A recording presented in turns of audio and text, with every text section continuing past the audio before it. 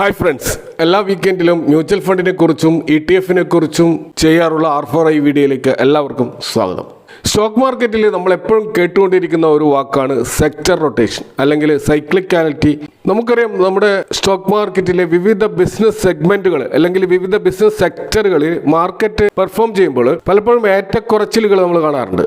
ചിലപ്പോൾ ചില സെക്ടറുകൾ വർഷങ്ങളോളം നന്നായിട്ട് പെർഫോം ചെയ്യും, ചിലപ്പോൾ യാതൊരു ചലനവുമില്ലാതെ കുറേ കാലം അങ്ങനെ തന്നെ നിൽക്കും, ചിലപ്പോൾ വർഷങ്ങളോളം മെല്ലെ മെല്ലെ മെല്ലെ താഴോട്ടേക്ക് പോകുന്നതും കാണാം. അപ്പോൾ ഇത്തരത്തിലുള്ള റൊട്ടേഷൻ സെക്ടറുകളിൽ സ്വാഭാവികമായിട്ടുള്ള ഒരു കാര്യമാണ്. പ്രത്യേകിച്ച് രാജ്യത്തിൻ്റെ സമ്പദ് വ്യവസ്ഥയിൽ വരുന്ന മാറ്റങ്ങൾ, ഗ്ലോബൽ ട്രെൻഡുകളിൽ വരുന്ന മാറ്റങ്ങൾ, സെക്ടറിൽ വരുന്ന മാറ്റങ്ങൾ, അപ്പോൾ അവിടെ ഉടലെടുക്കുന്ന പുതിയ പൊട്ടൻഷ്യൽസ്, ഇതൊക്കെ ആ സെക്ടറിലുള്ള ട്രെൻഡിനെ സ്വാധീനിക്കാറുണ്ട്.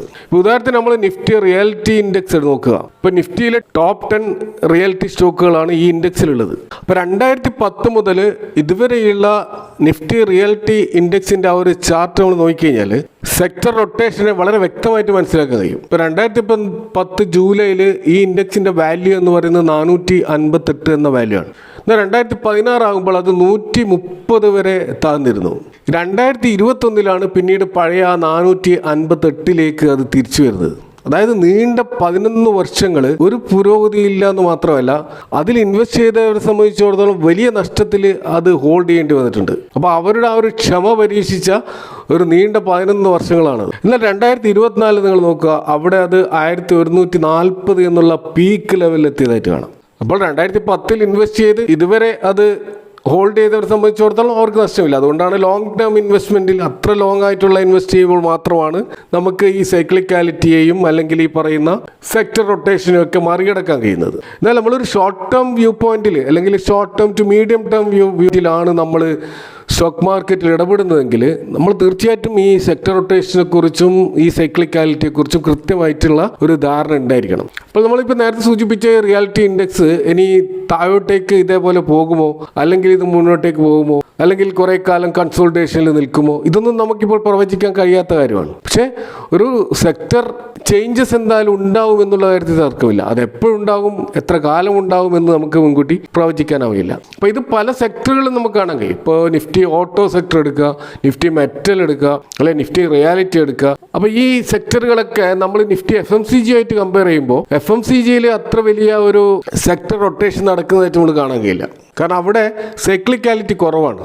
കാരണം FMCG എന്ന് പറയുന്നത് നമ്മുടെ ദൈനംദിന ജീവിതത്തിൽ ഒഴിച്ചുകൂടാൻ പറ്റാത്ത ഒരു സംഭവമാണ്. അപ്പോൾ അതിൻ്റെ കൺസംഷൻ ഒഴിവാക്കാൻ പറ്റാത്തൊരു കാര്യമാണ്. അപ്പോൾ ഏതൊരു മോശം മാർക്കറ്റ് കണ്ടീഷനിലും അതിൻ്റെ ഡിമാൻഡ് ഒരു മിനിമം ലെവൽ എപ്പോഴും ഉണ്ടാവും. അപ്പോൾ ഇവിടെ ഒരു ചാർട്ടിൽ കാണാൻ കഴിയും, FMCG ഇൻഡെക്സ് ഒരു സ്ട്രൈറ്റ് ലെവലിലാണ് അത് മുന്നോട്ടേക്ക് പോകുന്നത്. അതേസമയം മറ്റ് ഇൻഡെക്സുകൾ, പ്രത്യേകിച്ച് മെറ്റൽ, ഓട്ടോ, അതേപോലെ റിയാലിറ്റി ഒക്കെ ഈ രീതിയിൽ അപ്പ് ആൻഡ് ഡൗൺ സൃഷ്ടിച്ചുകൊണ്ടാണ് നിൽക്കുന്നത്. അപ്പോൾ ഇത്തരത്തിലൊരു സൈക്ലിക്കാലിറ്റി ബിസിനസ് സെഗ്മെന്റുകളിൽ മാത്രമല്ല, വിവിധ രാജ്യങ്ങളുടെ സമ്പദ് വ്യവസ്ഥയിലും ഉണ്ടാകാറുണ്ട്. ഇപ്പോൾ ഉദാഹരണത്തിന് നമ്മൾ ഓരോ രാജ്യത്തെയും റെപ്രസെൻറ്റേറ്റ് ചെയ്യുന്ന ആ ഒരു അവിടുത്തെ സ്റ്റോക്ക് മാർക്കറ്റിൻ്റെ ഇൻഡെക്സ് ഒന്ന് നമ്മൾ പരിശോധിച്ചാൽ, അതിൻ്റെ ഹിസ്റ്റോറിക്കൽ പെർഫോമൻസ് നമ്മൾ പരിശോധിച്ചാൽ, ഇൻട്രൊഡ്യൂസ് ചെയ്തിട്ട് ഇതുവരെ ഏറ്റവും അധികം റിട്ടേൺ നൽകിയ ഇൻഡെക്സിനെ ഇപ്പോൾ നമ്മൾ തിരഞ്ഞെടുത്ത ചില 5 രാജ്യങ്ങൾ നമ്മൾ നോക്കുകയാണെങ്കിൽ അതിൽ നമുക്ക് നിഫ്റ്റി 50 ഏറ്റവും ഉയരത്തിൽ നിൽക്കുന്നത് കാണാം. ഹാങ്സെങ് ഇൻഡെക്സ് ചൈനയുടേത് അതിന് താഴെ, അമേരിക്കയുടെ S&P 500 തൊട്ട് താഴെ, അതേപോലെ FTSE UKയുടെ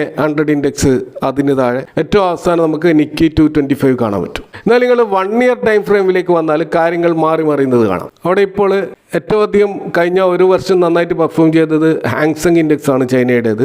അതിനുശേഷം അമേരിക്കയുടെ S&P 500 ആണ്. അതിനുശേഷം FTSE 100 ഇൻഡെക്സ് ആണ്.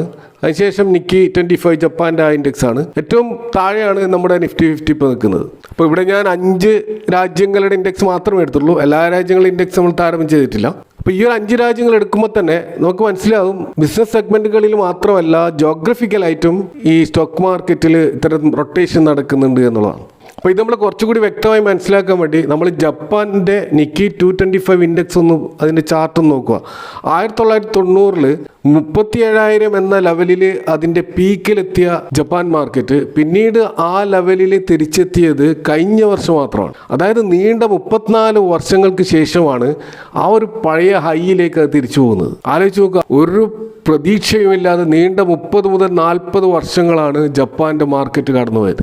എന്നാൽ കഴിഞ്ഞ ഒരു വർഷം അത് ഇന്ത്യൻ മാർക്കറ്റിനെ മറികടന്നായിട്ട് കാണാം. അപ്പോൾ ഇതാണ് നാം പറഞ്ഞു വരുന്ന ജോഗ്രഫിക്കൽ റൊട്ടേഷൻ എന്ന് പറയുന്നത്. ഇപ്പോൾ ഞാൻ നേരത്തെ സൂചിപ്പിച്ചതുപോലെ ഇവിടെ ഞാൻ 4-5 രാജ്യങ്ങളുടെ ഒരു ഉദാഹരണമാണ് മാത്രമാണ് എടുത്തുള്ളത്. എന്നാൽ ഇവിടെ ഞാനിപ്പോൾ ഒരു ഷീറ്റ് നിങ്ങൾക്ക് കാണാൻ പറ്റും. ഈ ഷീറ്റിൽ 2025 ജനുവരി പിറന്നതിന് ശേഷം ഈ ജൂലൈ 31 വരെ ലോകത്തിലെ പ്രധാനപ്പെട്ട വിവിധ രാജ്യങ്ങളുടെ ഇൻഡെക്സുകൾ എങ്ങനെയാണ് നിലവിൽ പെർഫോം ചെയ്യുന്നതെന്ന് നമുക്ക് നോക്കാം. അപ്പോൾ ഇവിടെ വിവിധ രാജ്യങ്ങളെ പ്രതിനിധീകരിക്കുന്ന 14 ലീഡിംഗ് ഇൻഡെക്സുകളാണ് ഞാൻ ഇവിടെ എടുത്തിട്ടുള്ളത്. അപ്പോൾ ഈ വർഷം ജനുവരി 1-ാം തീയതി മുതൽ ഈ ജൂലൈ 31 വരെ 20% അധികം റിട്ടേൺ നൽകിയ 3 ഇൻഡെക്സുകളാണ് നമ്മൾ കാണാൻ കഴിയുക. അതിലൊന്ന് ഡാക്സ് ആണ്, അത് ജർമ്മനിയുടെ ഇൻഡെക്സ് ആണ്. രണ്ടാമത്തത് ഹാങ്സെങ് ഇൻഡെക്സ് ആണ്, ഇത് ചൈനയും ഹോങ്കോങ്ങും കമ്പൈൻഡ് ആയിട്ടുള്ള ഇൻഡെക്സ് ആണ്. മൂന്നാമത്തത് കോസ്പി ആണ്, ഇത് സൗത്ത് കൊറിയയുടെ സ്റ്റോക്ക് മാർക്കറ്റ് ഇൻഡെക്സ് ആണ്. ഇനി നമ്മൾ 10% മുതൽ 20% വരെ റിട്ടേൺ കഴിഞ്ഞ ഈ 6 മാസങ്ങളിൽ നൽകിയിട്ടുള്ള ഇൻഡെക്സ് നോക്കുകയാണെങ്കിൽ അവിടെ നമുക്ക് FTSE ഇൻഡെക്സ് കാണാം, അത് UK ഇൻഡെക്സ് ആണ്. അതുപോലെ സ്ട്രെയിറ്റ് ടൈംസ് ആ ഇൻഡെക്സിലും ആ 10 മുതൽ 20% റിട്ടേൺ ഉണ്ടായി, അത് സിംഗപ്പൂരിൻ്റെ ഇൻഡെക്സ് ആണ്. മറ്റൊന്ന് ചൈനയുടെ തന്നെ ഷാങ്ഹായ് ഇൻഡെക്സ് ആണ്, ഇതും 10 മുതൽ 20% റിട്ടേൺ നൽകുകയുണ്ടായി. ഇനി നമ്മൾ 5 മുതൽ 10% വരെ റിട്ടേൺ നൽകിയിട്ടുള്ള ഇൻഡെക്സുകൾ പരിശോധിച്ചാൽ അതിൽ S&P 500ഉം നാസ്ഡാക്കും ഉണ്ട്. US-ന്റെ ഈ 2 ഇൻഡെക്സുകളും ഉണ്ട്. ഇതുകൂടാതെ ഫ്രാൻസിന്റെ CAC ഇൻഡെക്സ്, അതുപോലെ ഇന്തോനേഷ്യയുടെ ജക്കാർത്ത കോമ്പോസിറ്റും നമുക്ക് ഇതിൽ കാണാൻ പറ്റും. അപ്പോൾ ഇതുവരെ പരിശോധിച്ചതിൽ നിന്നും 5% കൂടുതൽ റിട്ടേൺ നൽകിയ, അതായത് ഈ 2025 പിറന്നതിന് ശേഷം 5% കൂടുതൽ റിട്ടേൺ നൽകിയ ഇൻഡെക്സുകളുടെ കൂട്ടത്തിൽ ഇന്ത്യയുടെ നിഫ്റ്റി 50 നമ്മൾ കാണുന്നില്ല. ഒരു ലോങ് ടേമിൽ നോക്കുകയാണെങ്കിൽ ഇന്ത്യ 1-ാം സ്ഥാനത്ത് നിന്ന ഇൻഡെക്സ് ആണെന്ന് നമുക്ക് മനസ്സിലാക്കാൻ പറ്റും. അപ്പോൾ ഇവിടെ എങ്ങനെയൊക്കെയാണ് ജോഗ്രഫിക്കലി മാറുന്നത് എന്നുള്ള വ്യക്തമായ സൂചനയാണ് തരുന്നത്. അപ്പോൾ ഇന്ത്യയുടെ നിഫ്റ്റി 50 നമ്മൾ കാണുന്നത് 5% താഴെ റിട്ടേൺ നൽകിയ ഇൻഡെക്സുകളുടെ കൂട്ടത്തിലാണ്. അവിടെ നമുക്ക് ഇന്ത്യയുടെ നിഫ്റ്റി 50 കൂടാതെ US-ന്റെ ഡൗ ജോൺസ്, അതുപോലെ നിക്കി 225, തായ്വാൻ്റെ ഇൻഡെക്സ് ആയിട്ടുള്ള തായ്വാൻ വെയ്റ്റഡ്, ഈ ഒരു 4 ഗ്ലോബൽ ഇൻഡെക്സുകൾ മാത്രമാണ് നമ്മളവിടെ കാണുന്നത്. അപ്പോൾ ഒരേ ഒരു ഇൻഡെക്സ് ആണ് നമുക്ക് ലോസിൽ കാണാൻ കഴിയുക, അത് തായ്ലാൻഡിൻ്റെ സെറ്റ് കോമ്പോസിറ്റ് എന്ന് പറയുന്ന ഇൻഡെക്സ് ആണ്. അവിടെ -10% റിട്ടേൺ ആണ്. അപ്പോൾ ഈ ഡാറ്റകളിൽ നിന്ന് നമുക്ക് മനസ്സിലാകുന്നത് സ്റ്റോക്ക് മാർക്കറ്റിൻ്റെ പെർഫോമൻസ് ഏതെങ്കിലും രാജ്യത്തിൻ്റെ കുത്തകയോ അല്ലെങ്കിൽ ഏതെങ്കിലും ഒരു രാജ്യത്ത് എല്ലാ കാലത്തും ഒരേപോലെ സ്റ്റോക്ക് മാർക്കറ്റ് പെർഫോമൻസ് കാണിക്കുമെന്നോ യാതൊരു ഗ്യാരണ്ടിയും നമുക്ക് പറയാനാകില്ല. ലോങ് ടേമിൽ ഒരു പക്ഷേ ആവറേജ് പെർഫോമൻസ് ഉണ്ടാകാമെങ്കിലും short to medium term, especially ഒരു 3 മുതൽ 5 വർഷത്തെ ഒരു ടൈം ഹൊറൈസണിൽ എന്തായിരിക്കാം പെർഫോമൻസ് എന്ന് നമുക്ക് വ്യക്തമല്ല. അപ്പോൾ അതുകൊണ്ട് തന്നെ നമ്മൾ പോർട്ട്ഫോളിയോയിൽ ഗോൾഡ് ഉൾപ്പെടുന്നത് പോലെ ഒരു ചെറിയ പോർഷൻ, ഒരു 10 മുതൽ 20% വരെ ഇൻ്റർനാഷണൽ സ്റ്റോക്കുകൾ ഉൾപ്പെടുന്നത് നമ്മളെ പോർട്ട്ഫോളിയോയിൽ ഒരു ബാലൻസ്ഡ് റിട്ടേൺ നൽകാൻ ഒരു പക്ഷേ സഹായിച്ചേക്കും. ഇപ്പോൾ നിലവിലെ ഇൻ്റർനാഷണൽ സ്റ്റോക്കിൽ നേരിട്ട് ഇൻവെസ്റ്റ് ചെയ്യാൻ പലവിധ കടമ്പകളുമുണ്ട്. ഒരു ശരാശരി ഇൻവെസ്റ്ററെ സംബന്ധിച്ചിടത്തോളം ഇത് വളരെ ദുഷ്കരമായൊരു കാര്യമാണ്. എന്നാൽ ഇതിനെ മറികടക്കാൻ ഒരു അൾട്ടർനേറ്റീവ് ഓപ്ഷനാണ് മ്യൂച്വൽ ഫണ്ടുകളും ETF വഴിയുമുള്ള ഇൻ്റർനാഷണൽ ഈക്വിറ്റികളിൽ ഇൻവെസ്റ്റ് ചെയ്യുക എന്നുള്ളത്. ഇത്തരത്തിലുള്ള ചില പ്രധാനപ്പെട്ട ETF നമുക്കിവിടെ പരിചയപ്പെടാം. അപ്പോൾ കഴിഞ്ഞ ഒരു വർഷം റിട്ടേൺ നൽകിയ ഒരു ഇന്റർനാഷണൽ ETF എന്ന് പറയുന്നത് നിപ്പോൺ ഇന്ത്യ ETF ഹാങ്സെങ് ബീസ് ആണ്. ഇത് നിപ്പോൺ അസറ്റ് മാനേജ്മെന്റിന്റെ ഒരു ETF ആണ്. ഇപ്പോൾ ചൈനയുടെ ആ ഒരു ഹാങ്സെങ് ഇൻഡെക്സിനെ ട്രാക്ക് ചെയ്യുന്ന ഒരു ETF ആണിത്. കഴിഞ്ഞ ഒരു വർഷം ഇത് 47% റിട്ടേൺ ആണ് നൽകിയത്. ഹൈ ലിക്വിഡിറ്റി കാണിക്കുന്ന ഒരു ETF ആണിത്. രണ്ടാമത് കഴിഞ്ഞ ഒരു വർഷം റിട്ടേൺ നൽകിയ ETF Mirae asset S&P 500 top 50 ETF ആണ്. ഇത് അമേരിക്കയുടെ S&P 500ന്റെ ടോപ്പ് 50 ക്വാളിറ്റി സ്റ്റോക്കുകളിൽ മാത്രം ഇൻവെസ്റ്റ് ചെയ്യുന്ന ETF ആണ്.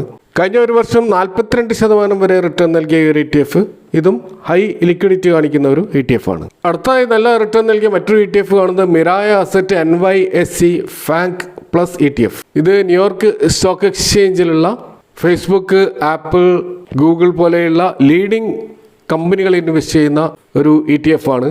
കഴിഞ്ഞ ഒരു വർഷം 58% ഒരു റിട്ടേൺ ആണ് ഈ ETF നൽകിയത്. ഇതും ഹൈ ലിക്വിഡിറ്റി കാണിക്കുന്ന മറ്റൊരു ETF ആണ്. മറ്റൊരു ETF മിറായ അസറ്റിൻ്റെ തന്നെ ഹാങ്സെങ് ടെക് ETF ആണ്. ഹാങ്സെങ്ങിലുള്ള ടെക് കമ്പനികളിൽ മാത്രം ഇൻവെസ്റ്റ് ചെയ്യുന്ന ഈ ഒരു ETF കഴിഞ്ഞ ഒരു വർഷം 73% റിട്ടേൺ ആണ് നൽകിയത്. ഇതും ഹൈ ലിക്വിഡിറ്റി കാണിക്കുന്ന മറ്റൊരു ETF ആണ്. മറ്റൊരു പോപ്പുലർ ആയിട്ടുള്ള ഒരു ETF ആണ് മോട്ടിലാൽ ഒസ്വാളിന്റെ നാസ്ഡാക്ക് 100 ETF. ഇത് കഴിഞ്ഞ ഒരു വർഷം 33% റിട്ടേൺ ആണ് ഇൻവെസ്റ്റേഴ്സ് നൽകിയത്. ഹൈ ലിക്വിഡിറ്റി ഉള്ള ഈ ഒരു ETF തീർച്ചയായിട്ടും നമുക്ക് പരിഗണിക്കാവുന്ന ഒരു ETF ആണ്. മോട്ടിലാൽ ഒസ്വാൾ തന്നെ ഇൻട്രൊഡ്യൂസ് ചെയ്ത മറ്റൊരു നാസ്ഡാക്ക് ബേസ്ഡ് ആയിട്ടുള്ള ETF ആണ്. നാസ്ഡാക്കിന്റെ ക്വാളിറ്റി 50 കമ്പനികളിൽ മാത്രം ഇൻവെസ്റ്റ് ചെയ്യുന്ന ഈ ഒരു ETF കഴിഞ്ഞ ഒരു വർഷം 24% റിട്ടേൺ ആണ് നൽകിയത്. ഹൈ ലിക്വിഡിറ്റി കാണിക്കുന്ന ഈ ഒരു ETF തീർച്ചയായിട്ടും നമുക്ക് പഠന വിധേയമാക്കാവുന്നതാണ്. അപ്പോൾ ഇവിടെ പരാമർശിച്ച ഈ ഒരു ETF-കളൊന്നും ഒരു ബൈങ് റെക്കമെൻഡേഷൻ അല്ല. കാരണം ഇതൊക്കെ ഇപ്പോൾ ട്രേഡ് ചെയ്യുന്നത് നല്ല ഹൈ പ്രൈസിലായിരിക്കും. കാരണം അമേരിക്ക മാർക്കറ്റും ചൈന മാർക്കറ്റും ഇപ്പോൾ നല്ല രീതിയിൽ ബുള്ളിഷ് മൂവിൽ നീങ്ങുന്ന ഒരു മാർക്കറ്റാണ്. സ്വാഭാവികമായിട്ടും അവിടെ ഹൈ പ്രൈസിലായിരിക്കും ഈ ETF ഒക്കെ നമുക്ക് ഇപ്പോൾ അവൈലബിൾ ആണ്. അതുകൊണ്ട് തന്നെ ഇത്തരം ETF-കൾ നമ്മൾ ഇൻവെസ്റ്റ് ചെയ്യുന്നുണ്ട് തന്നെ അത് സിപ്പ് മോഡലിൽ മാത്രം ഇൻവെസ്റ്റ് ചെയ്യുന്ന ഒരു രീതി ഫോളോ ചെയ്യുകയാണെങ്കിൽ ഒരു കോസ്റ്റ് പ്രൈസ് ആവറേജിങ് നമുക്ക് ഇതിൽ കിട്ടും. അല്ലാതെ നമ്മൾ ഹൈയിൽ പോയിട്ട് ലംസം ക്വാണ്ടിറ്റി വാങ്ങുന്നത് തീർച്ചയായിട്ടും അത് ഗുണകരമാകില്ല. നമ്മുടെ ഒരു സിപ്പ് പോർട്ട്ഫോളിയോയിൽ നമ്മൾ ഒരു 10 മുതൽ 20% വരെ അലോക്കേഷൻ ഇത്തരത്തിലുള്ള ഇൻ്റർനാഷണൽ ETF-കൾക്ക് കൊടുത്തുകൊണ്ട് നമ്മൾ ആ ഒരു സിസ്റ്റമാറ്റിക് ഇൻവെസ്റ്റ്മെൻറ്റ് തുടരുകയാണെങ്കിൽ തീർച്ചയായിട്ടും ലോങ് ടേമിൽ നമ്മൾ പോർട്ട്ഫോളിയോനെ ജോഗ്രഫിക്കൽ റൊട്ടേഷൻ്റെ ഭാഗമായിട്ടുണ്ടാകാൻ പോകുന്ന വളറ്റിലിറ്റിയിൽ നിന്ന് സംരക്ഷിക്കാൻ സഹായിക്കും. അപ്പോൾ തീർച്ചയായിട്ടും നമ്മളെ പോർട്ട്ഫോളിയോയിൽ ഒരു ജോഗ്രഫിക്കൽ ഡൈവേഴ്സിഫിക്കേഷൻ കൊണ്ടുവരാനും ഇത് സഹായിക്കും. അപ്പോൾ ഈ വിഷയവുമായി ബന്ധപ്പെട്ട നിങ്ങളുടെ അഭിപ്രായങ്ങൾ കമൻറ്റുകൾ അറിയിക്കാം. Thanks for watching. See you next time with another video.